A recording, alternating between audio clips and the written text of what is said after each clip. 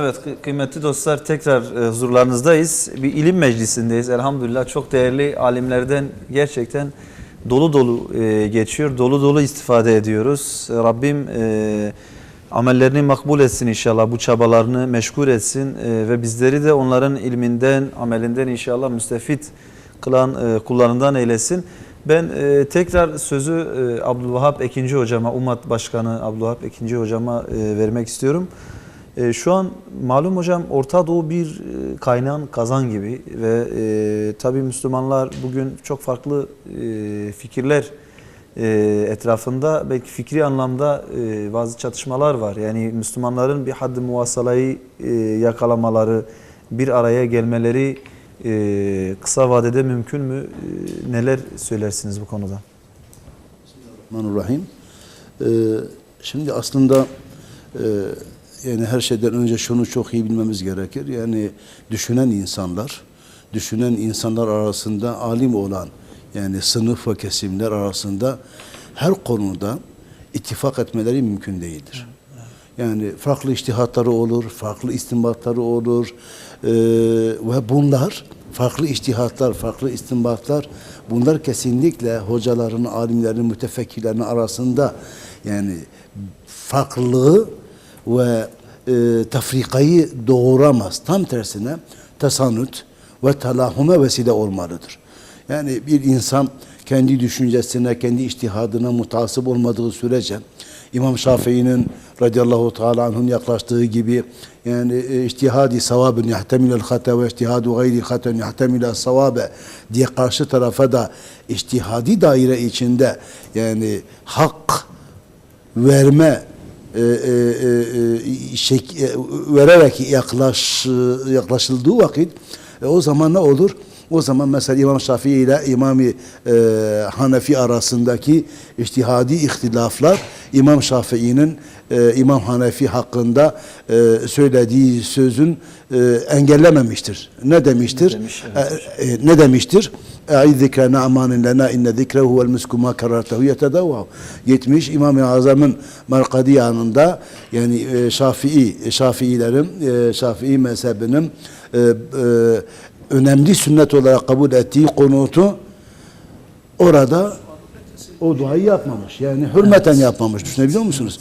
Şimdi bakın yani Müslümanlar arasında farklı içtihatlar çok normaldir, doğaldır, zenginliktir, aslında rahmettir, güzelliktir ve yani İslam'ın özündeki yusrun dışa ve sosyal hayata yansımasıdır. Ancak bizim problemimiz bu değil. Bizim problemimiz Müslümanların birliğini parçalamak için sünni bazı fikirleri ortaya atmak. Mesela yani sahih İslami anlayışa aykırı, Kur'an ve sahih sünnete aykırı tüm fikri akımlar ve mezhepler kesinlikle iddia ediyorum bunlar düşüncenin ürünü değil bir projenin ürünüdür. Düşünmemenin. Hayır, düşünmemenin değil.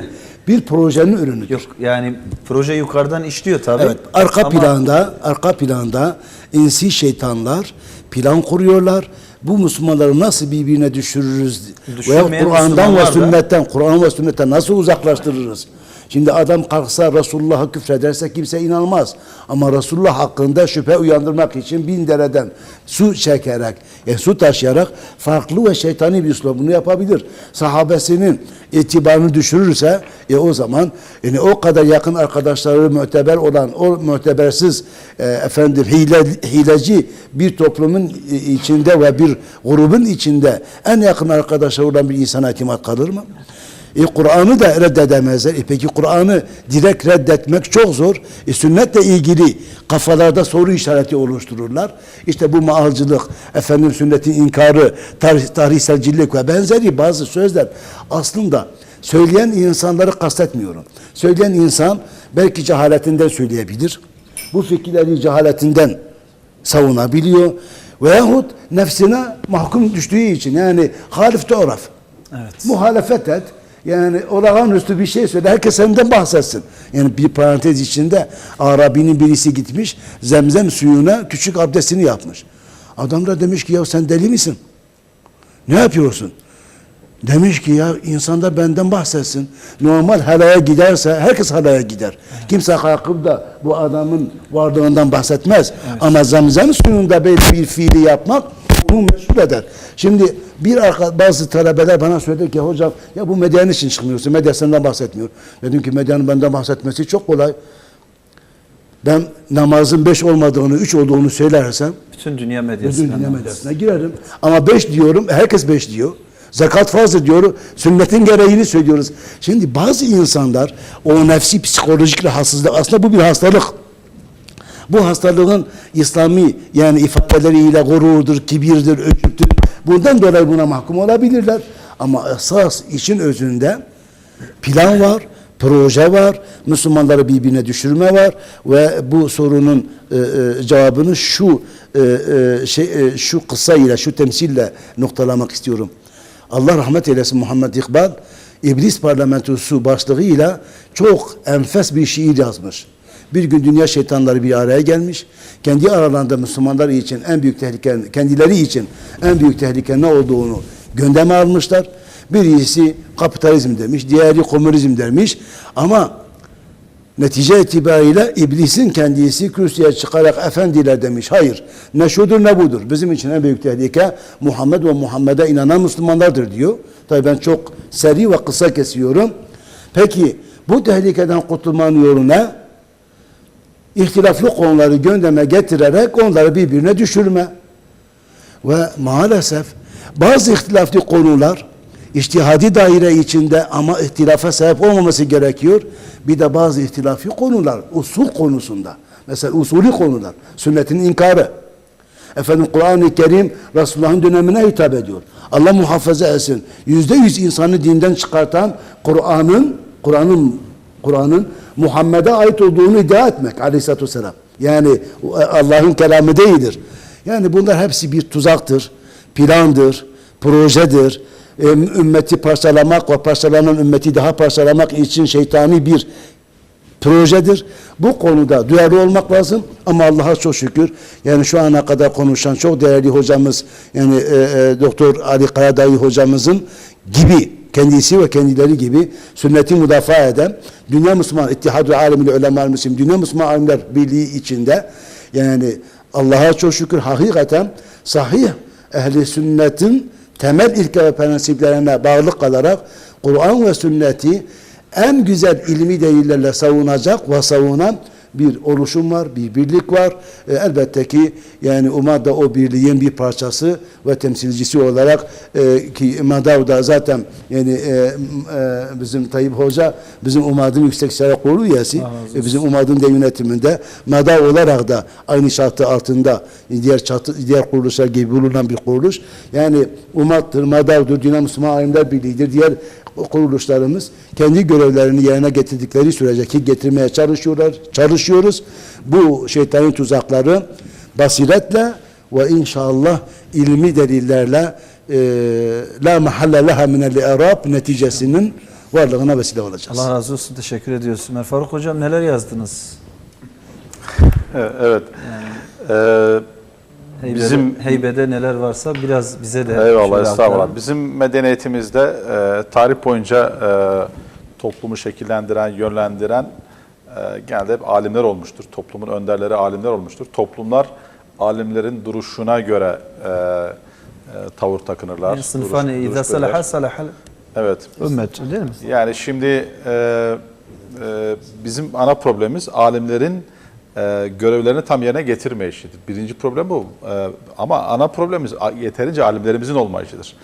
Dolayısıyla bizim alim diye tanımadığımız insanların ana özelliklerini eğer saymamız gerekirse bir kere Arap dilinde çok iyi olmaları gerekir. Çünkü bu dinin temel iki kaynağı Kur'an ve sünnet Arapçadır.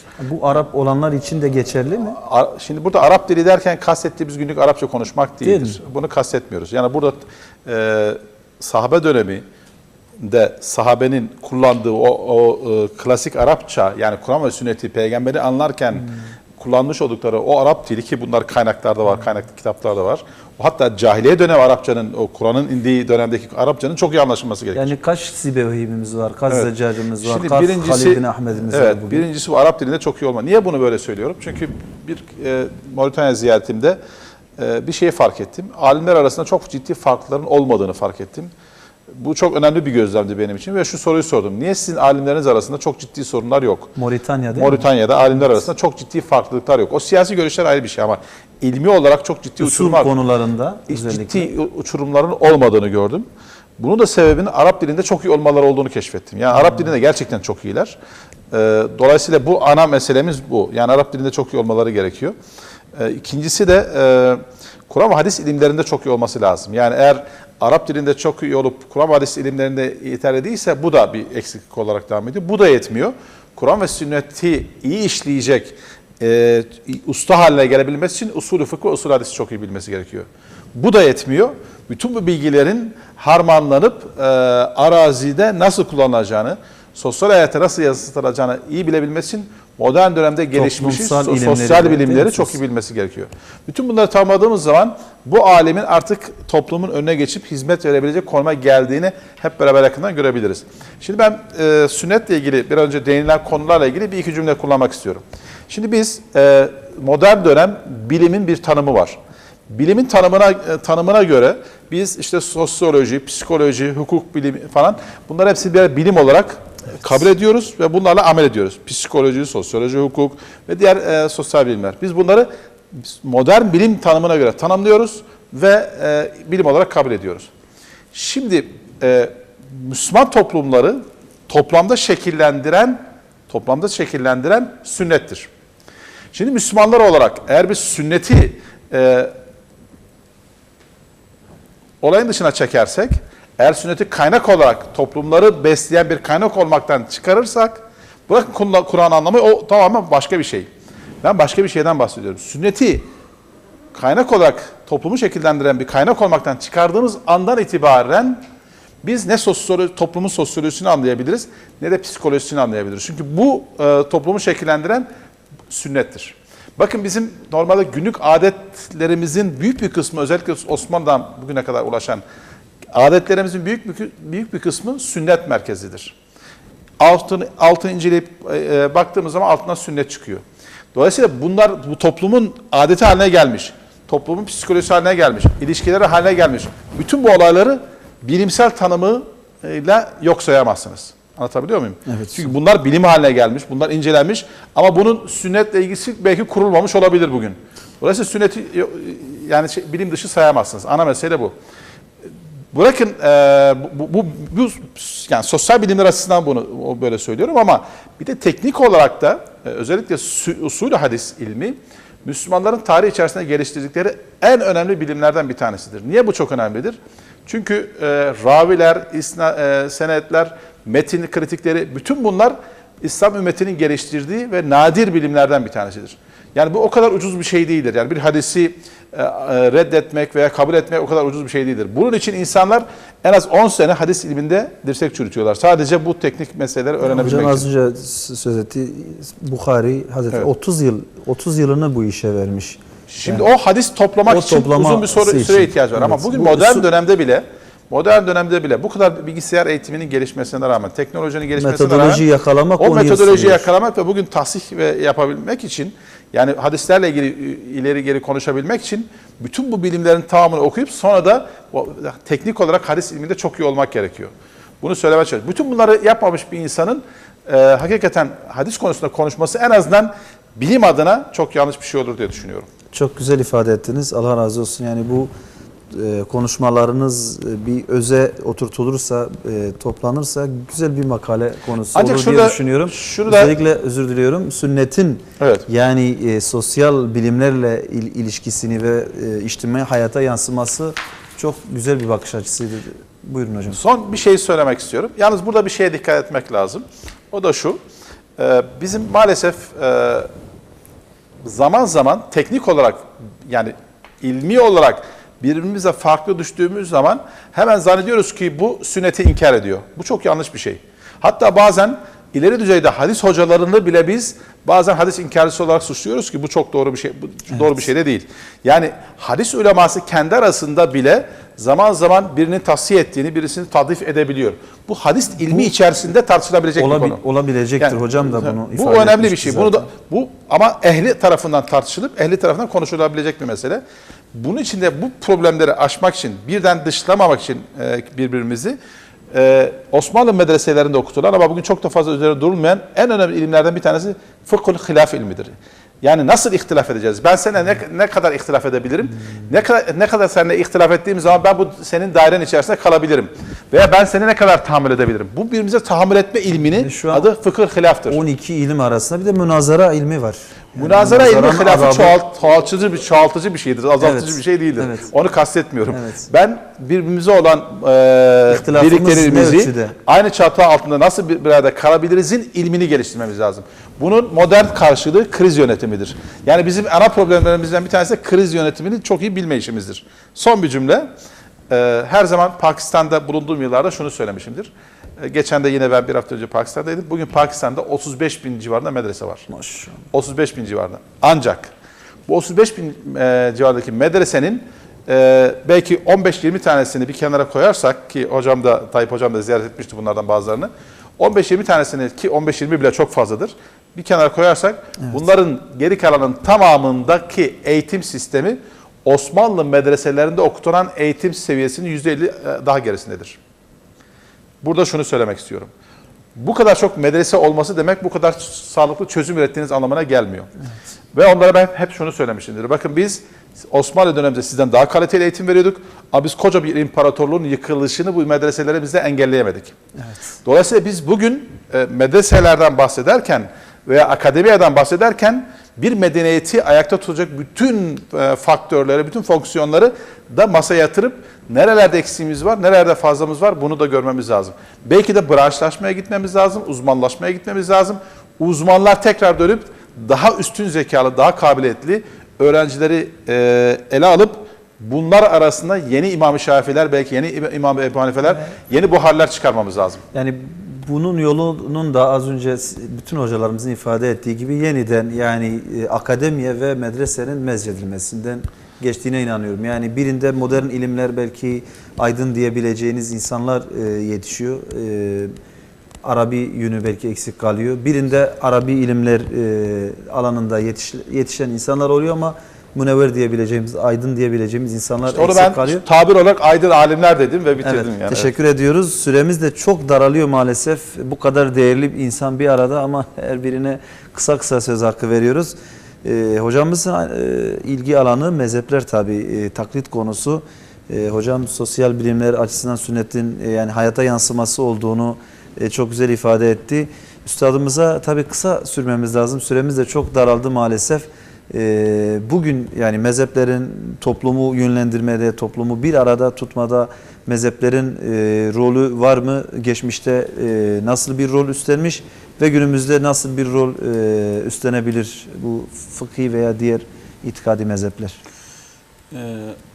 الأستاذ يوجه سؤال ما هو دور المذاهب في اتحاد الأمة سواء في التاريخ أو في عصرنا الحاضر وما هو الحاجة إلى التمذهب بهذه المذاهب الإسلامية صح. المذاهب الفقهية والعقيدية حتى قال لكن خصوصا المذاهب الفقهية الفقهية هو أهم. نعم شاء الله سبحانه وتعالى وهذا من إرادة الله لا شك أن يكون أصحاب المذاهب الكبرى مرتبطين بعضهم ببعض ارتباطا عضويا وكذلك وتعليميا وأيضا قائما على التلمذة والمحبة. فأول الإمام يعني من أئمة المذاهب الإمام أبو حنيفة رحمه الله وتلامذته المعروفين أبو يوسف ومحمد وزفر وكذلك وعلاقته مع إمام مالك علاقة قوية وزاره إمام أبو حنيفة في المدينة المنورة كل واحد منهما إمام أبو حنيفة وكذلك إمام مالك أثنى على الآخر ثناء عاطرا وكذلك بعدهما إمام الشافعي كان تلميذا لإمام محمد بن حسن الشيباني الذي هو كان تلميذا لإمام أبي حنيفة وكان الود بين الإمام الشافعي والإمام أبي حنيفة وبقية ودا كبيرا، حتى ترك مذهبه عندما دخل مسجد الإمام الأعظم وصلى هناك، فلم يقرأ بالقنوت احتراما واقتداء بهذا الإمام العظيم. كذلك إمام أحمد كان تلميذا إمام الشافعي، وحتى وصى الإمام أحمد قال: إذا لم تجدوا في رواياتي وفي خلال أقوالي شيئا فخذوا من مذهب الإمام الشافعي، فمذهب الشافعي مذهبي. ولما ذهب أو يعني أرسل له رسالة يعني ناقشه فيه، فقال كلاما جميلا جدا يقول: إن نختلف، إن، وطبعا كلمة إن في اللغة العربية للترديد، يعني على عكس إذا. إن نختلف نسبا يؤلف بيننا أدب أقمناه مقام الوالد، أو يفترق منا الوصال فوردنا عذب تحدر من إناء واحد وهو إناء رسول الله صلى الله عليه وسلم. فكلهم من رسول الله صلى الله عليه وسلم، هم يأخذون منه ومقتبسون. وطبعا هذه الاختلافات الفقهية هي اختلافات رحمة. نعم. ليس هو اختلاف أمتي، ليس حديثا. نعم. لكنه حقيقة قاعدة كلام فقهية. كبار. نعم، قاعدة فقهية أساسية أن هذا رحمة. هذا ما قاله عمر بن عبد العزيز، قال يعني ما كنت أود أن لا يختلف الصحابة لأن اختلافهم رحمة، فاختلافهم قصده في قضايا الفقهية. ولذلك أيضا علماءنا قالوا اختلافهم رحمة، اختلاف العلماء في القضايا الفقهية، وإجماعهم حجة، إذا اجتمعوا خير وإذا اختلفوا خير. شوف هذا التركيب، هذا كان هو السائد. فلذلك يجب حقيقة أن تبقى هذه المذاهب بهذه الروح، روح الأخوة وروح المحبة وروح الثراء وروح الاستفادة. يعني مثلا كلهم استفادوا من البعض. وبالنسبة لنا حقيقة أنا من خلال تجربتي ودراستي للمذاهب والفقه والاقتصاد والقانون وصلت، ودراسة العالم الإسلامي ورحلاتي، أنت تقول رحلات قلت، أنا قلت رحت للعالم كلها تقريبا. وصلت حقيقة أنه عندنا تقريبا عندنا تجربتين حقيقة. تجربة ظهرت خلال تقريبا 100 سنة الأخيرة حول يعني ترك المذاهب والدعوة إلى الحرية المطلقة، وكل واحد اللي يقرأ شوية يعني من القرآن الكريم ومن السنة النبوية المشرفة لماذا يتقيد عليه بالالتزام بالكتاب والسنة. هذا كلام حقيقة شعار في ظاهره طيب لكنه في باطنه غير صحيح، غير واقعي. صحابة رسول الله صلى الله عليه وسلم كما يقول علماؤنا، يقولون عددهم أكثر من 120 ألف صحابي، ولكن الفقهاء المفتين منهم كانوا يعني الذي أفتى من كل الصحابة بلغ لم يتجاوز 137 صحابيا 137 فقط، والمكثرون منهم 18 شخص 18 شخص من كل صحابة رسول الله صلى الله عليه وسلم. طيب بقية كيف يفعلون؟ يرجعون إلى هؤلاء، يرجعون إلى هؤلاء الأئمة. فلذلك الرجوع وهو نوع من التقليد أو الأخذ، فهذا حقيقة أمر معتبر لعامة الناس. فلذلك رأينا، وهذه قضية يعني مسألة نبذ المذاهب بصورة عامة لكل الناس أدى إلى فوضى بصراحة في عالمنا العربي وعالمنا الإسلامي. كل واحد ظهر قال من فلان ومن فلان، وحتى قالوا من أستغفر الله يعني من إمام أبو حنيفة ومن إمام الشافعي ومن إمام أحمد ومن إيه طيب هم رجال ونحن رجال. نعم. هكذا قالوا. لكن أخي هم رجال فقهاء علماء حفظة للقرآن الكريم وللسنة النبوية المشرفة، وبفطرتهم السليمة لعلم اللغة وعلم أصول الفقه، وكل هذه الأمور كانت موجودة. نعم إن كانوا وصلوا إلى هذه المرحلة، إلى مرحلة أبي حنيفة ومرحلة شافعي ومرحلة بقية العلماء على العين والرأس، ليس عندنا مانع. وأنا لا أعتقد أن باب الاجتهاد قد أغلق، باب الاجتهاد مفتوح لأهله وفي محله وفي شروطه. باب الاجتهاد مفتوح لأهله وفي محله وبشروطه. ولذلك عامة الناس الذين لا يعرفون يعني أن ليس عندهم العمق وليس لهم القدرة في الاجتهاد أو الترجيح حقيقة يلتزمون بالمذاهب الفقهية المعتمدة، ولكن بهذه الروح المحبة. وإذا احتاجوا مثلا، لأنه الله سبحانه وتعالى يريد الله بكم اليسر ولا يريد بكم العسر، إذا وجد في مذهب شيء لا يوجد في المذهب الآخر ويكون فيها شيء، مثل مثلا مذهب الشافعي في قضية مس المرأة، ليس هناك مانع من أنهم يقلدوا أو يأخذوا برأي أنه المس لا يوجب الوضوء إلا بالشهوة. هذا رأي حقيقة ليس مطلقا وليس كذا، وهو رأي عدد كبير من الفقهاء المعتبرين من الصحابة الكرام ومن الفقهاء الآخرين. مثلا أيضا إذا كان في قضية الجمع في غير الموضعين في غير منى، في غير مزدلفة وفي غير عرفة عند الإمام أبي حنيفة والحنفية، لماذا المانع أن يجمعوا اعتمادا على الحديث؟ أيضا مثلا إذا أخذنا أيضا بحديث الصحيح إمام الذي رواه إمام ابن عباس ورواه مسلم وغيره في قضية الطلقات الثلاث مثلا، نأخذ من هنا وهناك، وهذا ليس من باب التلفيق وإنما من باب لأن هذا الدين مبناه على يسر وليس على العسر، وأنه وخاصة ظروفنا. فأنا أرى حقيقة أن تقليد العامة بهذه الضوابط وبهذه الروح الأخوية يعني مطلوب. هذا جانب. أما القادر على الاجتهاد والقادر حتى الاجتهاد الجزئي فيجب عليه أن يجتهد ويجب عليه أن يرجح. وأيضا أمر آخر مهم جدا، قضايا المعاصرة، حقيقة قضايا المعاصرة لا ينبغي أننا ننزل الأقوال القديمة عليها، لأن أئمتنا هم أنفسهم قالوا لا يجوز لازم المذهب ليس بمذهب. يعني مثلا مرة بعض الناس قالوا كلام الإمام الشافعي ولا كلام إمام أبي حنيفة يطبق على نقودنا الورقي، قلت هذا غير صحيح. نقودنا الورقية لم تكن موجودة في عصر، فهذا يحتاج الاجتهاد الجديد. فإذا قضايا العصر والقضايا الجديدة يجب على القادرين على الاجتهاد أن يجتهدوا في هذه القضايا، وأن يسهلوا وييسروا على أمتنا الإسلامية وييسروا على عامة الناس، مع هذا الأصل العام وهو الاحتفاظ واحترام هذه المذاهب دون تقديس ولا تبخيس. Şükran lekum fadilet Şeyh. Tefadal Üstad. Evet, zamanımız herhalde doluyor. Zamanımız dolmuş hocam. Şöyle kısa bir şekilde toparlasak. Hocam sizin sorunuza şöyle cevap veriyor.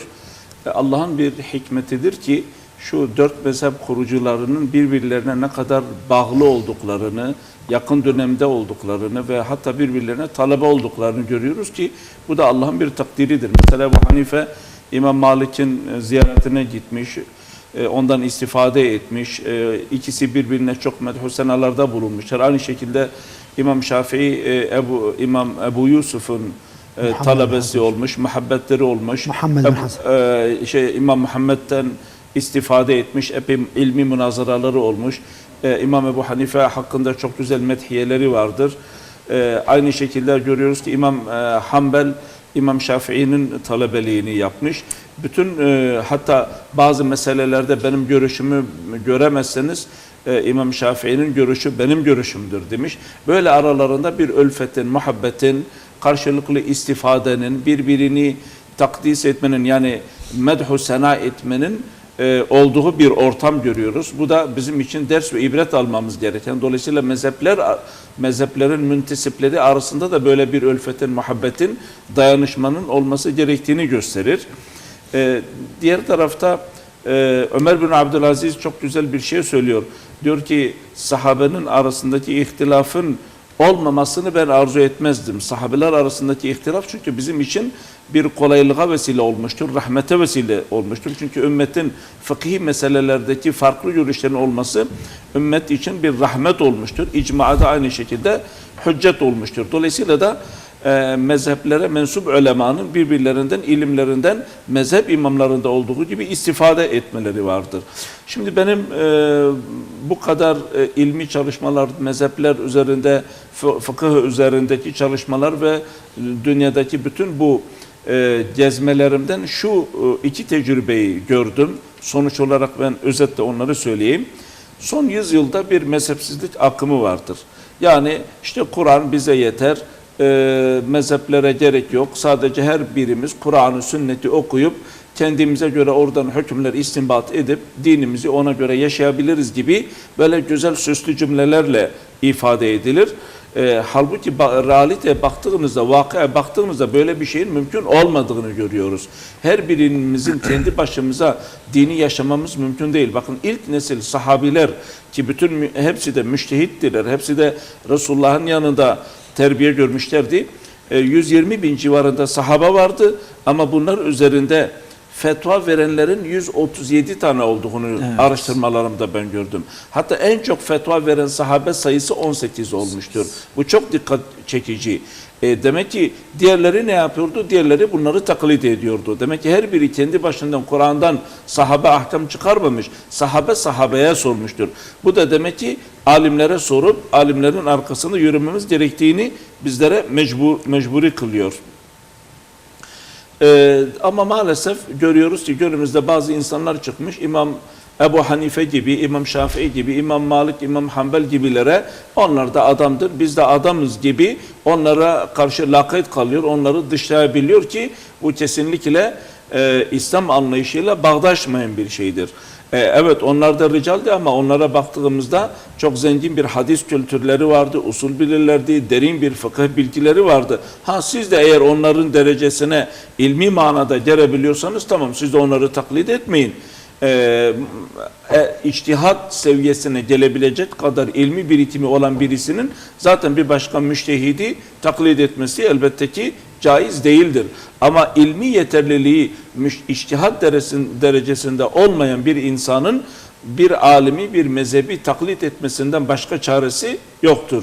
Evet, yalnız şunu da eklemek istiyorum. İkinci bir tecrübe de mezhepler arasında mezhepler mensuplarının birbirine karşı bir taassup sahibi de olmamaları lazım. Mezhepler arasında geçişi de biraz kolay kılmak lazım. Çünkü Allah bize kolaylık dilemiştir. Dolayısıyla bir mezhebe taassubane bir şekilde bağlı kalıp da başka bir mezhepte bir sıkıntıdan kurtulması için bir çözüm varsa ve ona geçmiyorsa bu da doğru bir şey değildir. Mesela biz Şafiiyiz. Hacca gittiğimizde abdest hususunda Hanefi mezhebini taklit ederiz ya da seferi olduğumuz durumlarda Hanefi kardeşlerimiz Şafii mezhebini taklit edebiliyorlar. Son olarak şunu söylemek istiyorum. Günümüzde malum farklı bir çağda yaşıyoruz. Günümüzde yaşadığımız problemleri illa yüzyıllarca önce söylenen bazı fetvalarla çözüm getiremeyebiliriz. Dolayısıyla da ehil olmaları şartıyla günümüz problemlerine, günümüz alimlerinin yeni çözümler ve yeni içtihatlar öğretmeleri gerekir. Bu da İslam alimleri üzerinde tabii bir görevdir, bir vecibedir. Teşekkür ediyoruz. Çok teşekkür ediyoruz. Sizler de programımıza katkı sundunuz. Üstadımızın sözlerini tercüme ederek. Kıymetli dostlar, süremizin sonuna gelmiş bulunuyoruz. Üstadına kiram neşkurukum. Teşerrefna bikum fi beledina ve fi bernamicina. Kıymetli üstadlarım, sizler de uzun yoldan geldiniz. Maalesef süre yine kifayet etmedi. Gönül isterdi daha fazla konuşalım, daha fazla konuşturalım. Her birinizin ayrı ayrı ilimlerinden istifade edelim. Bu kadarlık yetti. Çok çok teşekkür ediyoruz. İnşallah yine yolunuz düşer de bu beldeye, bu semte yine konuğumuz olursunuz. Sizlerden, izleyicilerimizle beraber istifade ederiz. Aziz dostlar, cumanız şimdiden tekrardan mübarek olsun. İnşallah önümüzdeki haftaya kadar Rabbimin emanetinde, inayetinde kalasınız. Selamette kalın inşallah.